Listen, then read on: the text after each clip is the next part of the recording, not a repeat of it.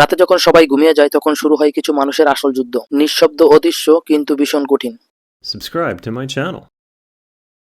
একা থাকার কষ্টটা বাইরে থেকে বোঝা যায় না। হাসির আড়ালে লুকিয়ে থাকে না বলা কান্না। বুকের ভিতরে জমে থাকে হাজারটা প্রশ্ন, কেন আমি, আর কতদিন। এই কথাগুলো কেউ শুনে না, শুধু নিজেরই মনে বারবার। দিনে তুমি শক্ত থাকার অভিনয় করো সবার সাথে, স্বাভাবিক কথা বলো, দায়িত্ব পালন করো, হাসো, কিন্তু রাতে নামলেই মুখোশটা খুলে যায়। তখন মনে হয় সবাই আছে, তবুও যেন কেউ নেই। ফোনটা হাতে নিয়ে অনেক নাম দেখো, কিন্তু কাউকে কল দাও না, কারণ বুঝে নিবে এমন মানুষ খুব কম। ভিতরের যুদ্ধটা সবচেয়ে কঠিন যুদ্ধ। এখানে কোনো শব্দ নেই, তবু বিস্ফোরক হয়। কোনো রক্ত নেই, তবু ব্যথা জ্বরে। তুমি হার মানতে চাও, আবার নিজেকেও বলো না, আমাকে দাঁড়াতেই হবে। শোনো, তুমি দুর্বল নও, তুমি ক্লান্ত, আরো ক্লান্ত।